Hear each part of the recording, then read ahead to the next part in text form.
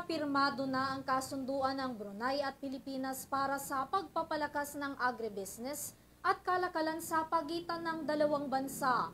Layo nitong pagpapalakas at pagtataguyod ng sustainable agribusiness sa pagitan ng mga bansa sa Southeast Asia.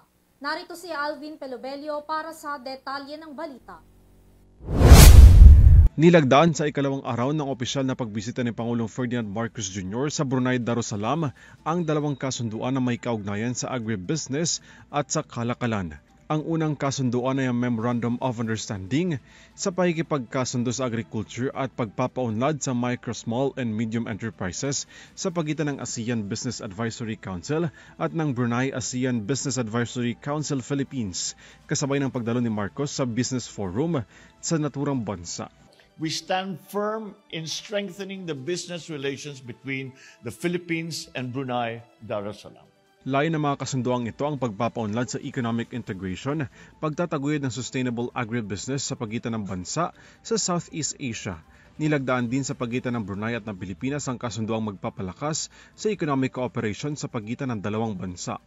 Our partnership is a symbol of the shared aspiration to foster economic growth and shape a more vibrant ASEAN community.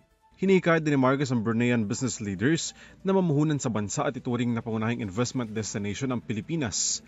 Bago ang pagdalo ng Pangulo sa Business Forum, nakipagkita rin ito sa Filipino community sa Brunei.